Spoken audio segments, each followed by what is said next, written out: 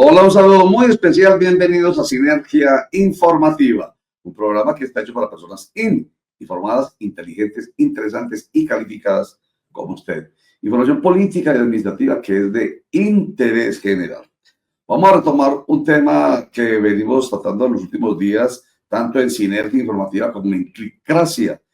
Tiene que ver con el juicio contra el expresidente de Colombia, Álvaro Uribe Vélez, por los presuntos delitos de soborno, fraude procesal y soborno a testigos. Y vamos en que el Tribunal Superior del Distrito Judicial de Bogotá había, amparado al expresidente de la República en una tutela que había interpuesto porque supuestamente la juez 44 penal del Circuito Común de Conocimiento de Bogotá, Sandra Liliana Heredia, quien es la que preside el juicio en contra del expresidente, había vulnerado derechos fundamentales como el del debido proceso. Pero resulta que ahora la novedad es que la sala penal del Tribunal Superior del Distrito Judicial de Bogotá ha declarado improcedente ese amparo de tutela del expresidente Álvaro Uribe Vélez. Para hablar del tema y que nos explique entonces qué es lo que está pasando y para dónde va este juicio, hemos invitado al abogado penalista Andrés Villa, a quien saludamos y le damos la bienvenida a Sinergia Informativa, abogado. Muy buenas tardes, doctor Roger. Un placer estar nuevamente con ustedes hablando aquí acerca de este interesante proceso que se surte actualmente en Colombia. Bueno, gracias, señor, por estar con nosotros, que nos ayuda a entenderlo. Bueno, a ver, lo dejo a usted. ¿Qué es lo que pasó ya? ¿Qué es lo que para el juicio del doctor Álvaro Uribe Vélez significa esto que yo acabo de decir? Que el Tribunal Superior de Bogotá haya declarado improcedente la tutela que él había interpuesto contra la juez 44 penal del Circuito de Bogotá. A ver, lo que significa es que efectivamente el juicio va a poder reanudarse, porque incluso la tutela o el fallo de tutela es claro en significar que como el efecto en el que se concedería una eventual impugnación sobre ese fallo sería un efecto evolutivo, entonces la decisión que está emitiendo el tribunal en este momento, pues digamos que tiene que ejecutarse y por lo tanto la medida cautelar que suspendía el proceso, pues se entiende levantada.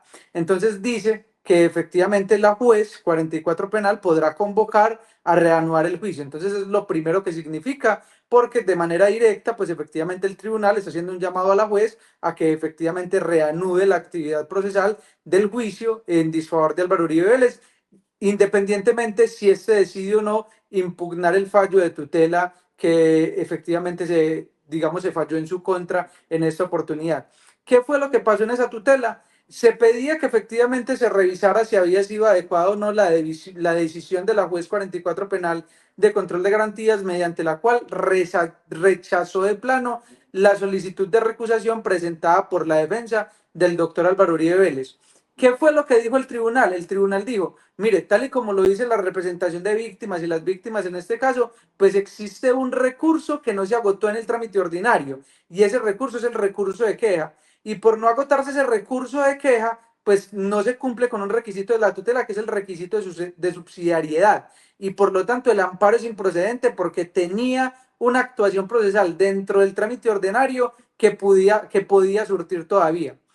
Eso es lo primero que efectivamente se nos dice en la tutela, pero la tutela dice, bueno, si esto no es suficiente, además consideramos, ya se tuvo un análisis, que la argumentación de la juez es adecuada y que efectivamente el rechazo de plano de la solicitud era procedente. A ver, pero usted me acaba de meter un nuevo elemento en la conversación, recurso de queja.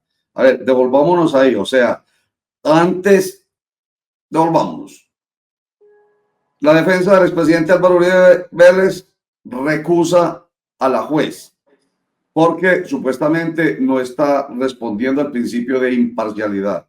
La juez rechaza de plano esa recusación. Entonces, interponen la acción de tutela.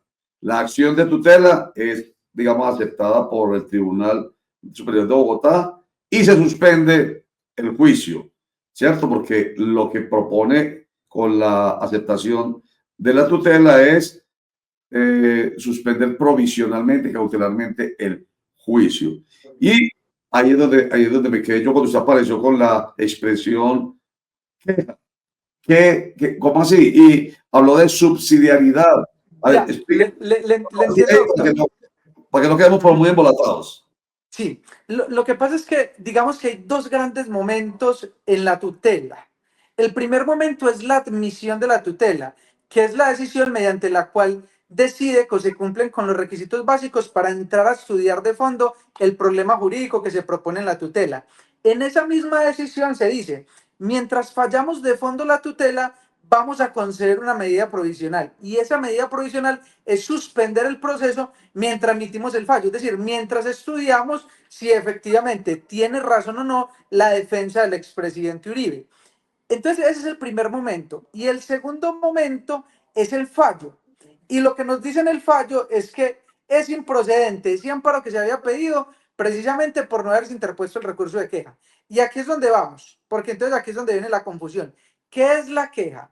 La queja es un recurso que se interpone frente a la decisión que niega el recurso de apelación. Es la definición jurídica que nos da la norma procesal penal. El código lo que nos dice es que cuando se deniega el recurso de apelación, será procedente la interposición del recurso de queja. ¿Para qué? Para que un superior verifique si efectivamente se cumplían o no los requisitos, para que efectivamente se estudiara en apelación un proceso o una determinada decisión. ¿Cierto? ¿Qué es lo que pasa? El tribunal nos está diciendo, en este caso específico también, frente a ese auto que rechazó de plano, procedía al recurso de queja. A mi modo de ver, el tribunal no explica por qué, porque la definición textual de la norma no lo ampara. Pero es lo que nos dice el tribunal, amparado pues efectivamente en la tesis que proponen las víctimas y la representación de las víctimas, haciendo una interpretación extensiva de esa norma procesal penal para declarar improcedente el amparo de tutela. Ya.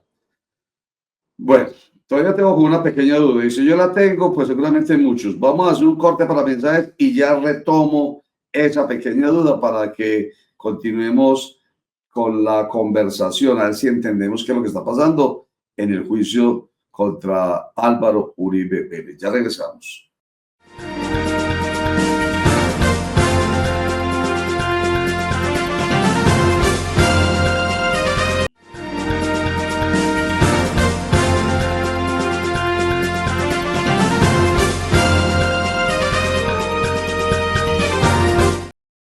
Estamos conversando con Andrés Villa, él es abogado penalista y nos está ayudando a entender lo acontecido en el juicio contra el expresidente Álvaro Uribe Vélez.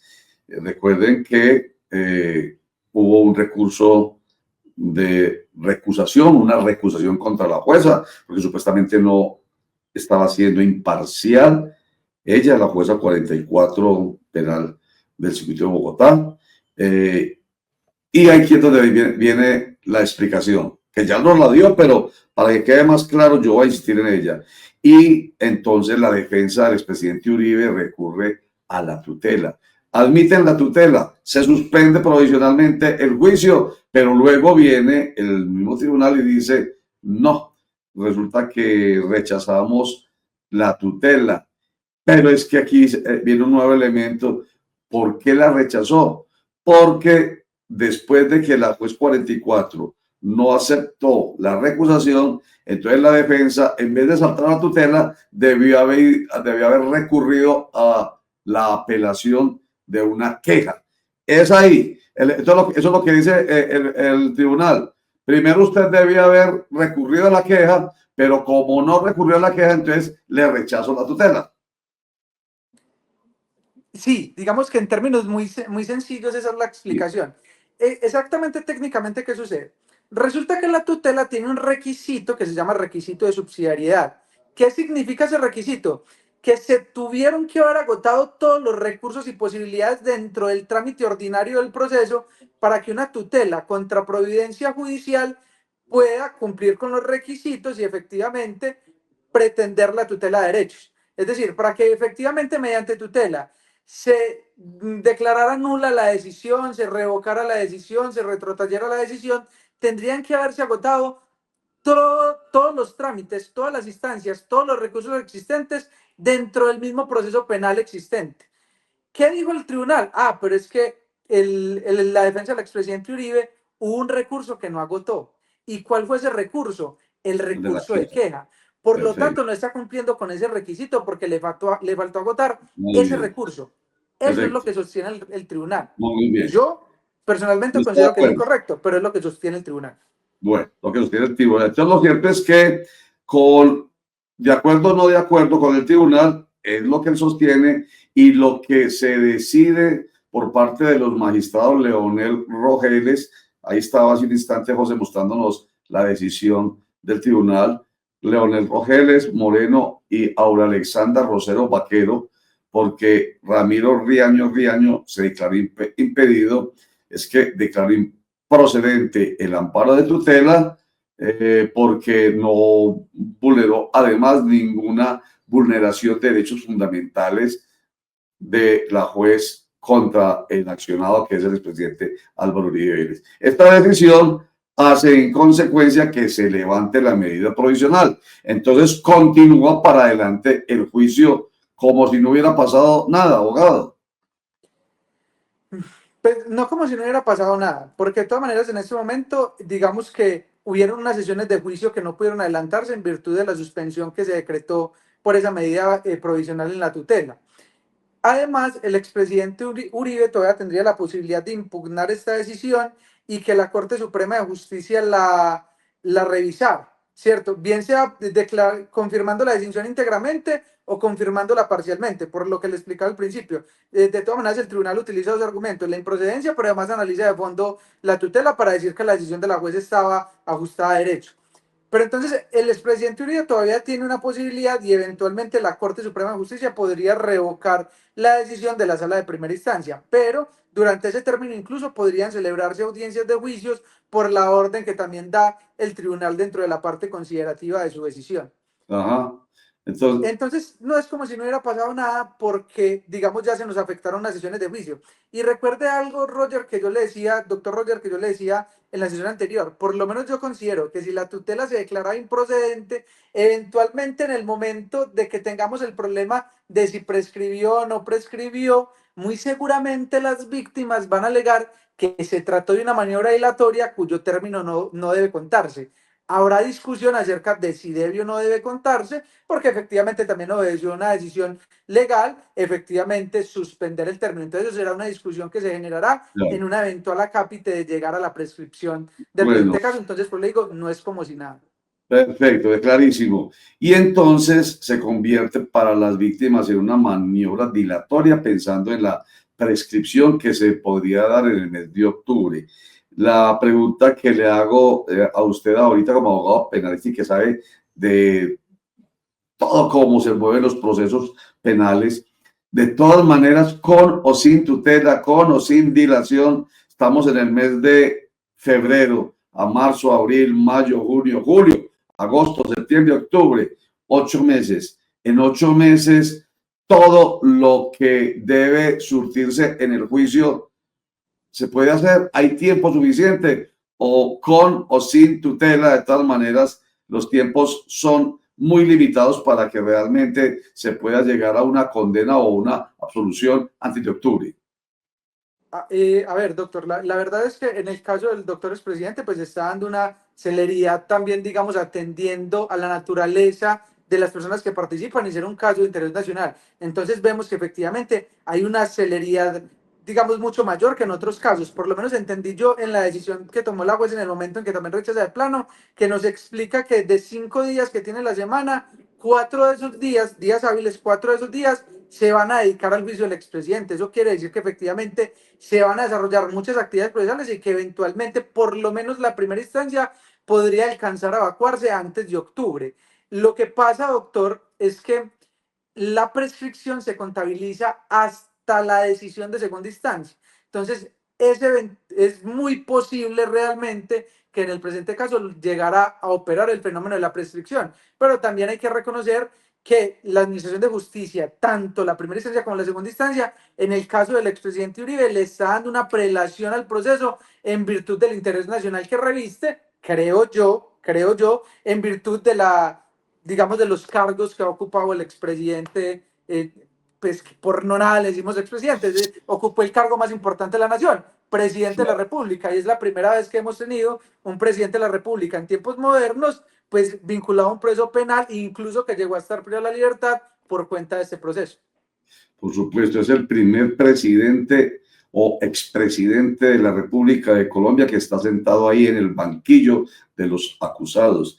Y sabemos que no es cualquier expresidente, 2 veces presidente de la República, un hombre que yo creo, esto es un poco de opinión, pero se fundamenta la opinión en, por supuesto, el conocimiento del devenir político de nuestro país. Un hombre que, digamos, dividió la política en un antes y un después.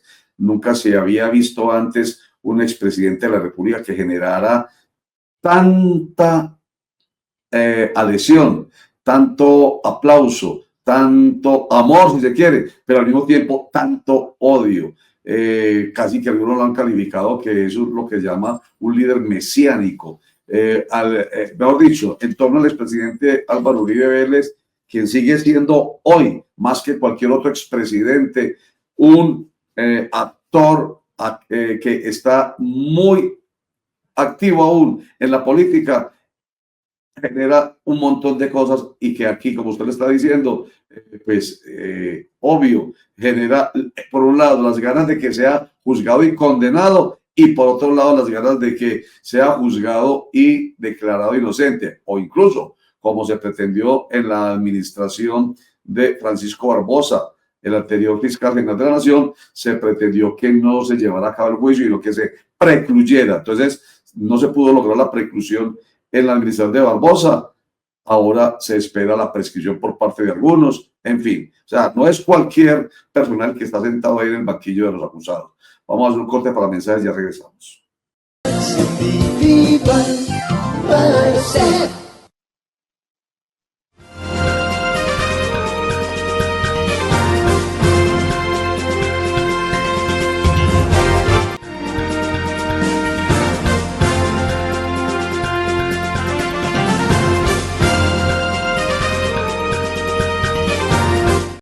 Bueno, vamos a continuar con la conversación con Andrés Villa, abogado penalista, pero antes de que le haga una última pregunta, ya que sigue siendo relacionada con el proceso y con la tutela, esto último que yo dije antes de irnos a mensajes, que tiene que ver con ese prohombre, si permite usted, Andrés Villa, que emplee la expresión, ello genera ese tipo de, digamos, situaciones a favor y en contra de la celeridad o no del juicio. O sea, es que es un hombre, y usted lo ha planteado en todo caso, es un hombre de la política que pues nunca había generado, digamos, en un juicio como tanta atención y tantos amores y tantos odios. Sí, a ver, digamos que nos metemos un poco en el terreno político, pero Sí. es que yo creo que de todas maneras, digamos, ese punto político tampoco se deslinda del proceso. Si usted analiza la decisión de la juez de primera instancia y la decisión del tribunal, pues ninguno de los dos dicen, no, es que este proceso hay que darle celeridad porque es el proceso del expresidente, porque es un caso de interés nacional. De manera expresa no lo dicen. O sea, ni lo dice la juez 44, ni lo dice el tribunal, porque evidentemente se supone que hay un trato igualitario ante la ley, pero también, claro, la comunidad en general es capaz de entender que el presidente Uribe pues ha ocupado altos cargos del Estado y que por lo tanto ha sido investido de unas dignidades especiales y que esas dignidades especiales también, digamos, suscitan de la justicia un interés especial en él. No un interés especial en que sea condenado o absuelto, sino que la cobertura mediática que se le da al caso pues puede generar efectivamente que cualquier decisión que pueda tomarse y una eventual prescripción pues pueda ser una decisión muy polémica, que pueda calentar los ánimos en uno u otro sector de la población. Pero yo sí creo eventualmente que eso influye a la hora en la que el decisor toma la decisión. Lo que pasa es que, claro, debo reconocerle expresamente en la decisión judicial, ni de la juez 44, ni el tribunal está, pero creo que en el interior del juzgador es algo que influye.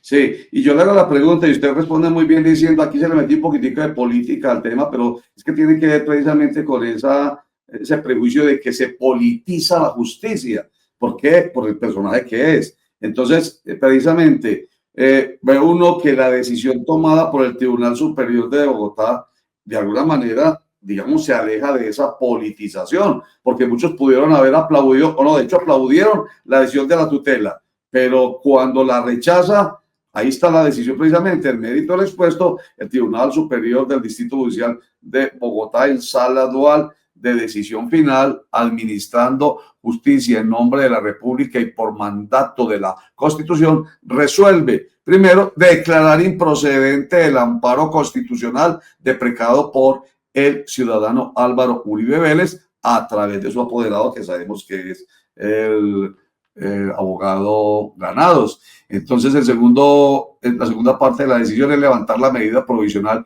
decretada en esta actuación. En consecuencia, una vez sea notificada de esta determinación, la juez 44 penal del circuito cuenta con la potestad de reanudar el juicio oral. Entonces, uno siente que ahí no funcionó la politización, permítame, de la justicia, y se le ha dado por parte de este tribunal a la juez 44, se le ha dado el reconocimiento de que está actuando bien, de que lo ha hecho bien, empezando porque no hay motivo para haberla recusado, porque ha actuado imparcialmente.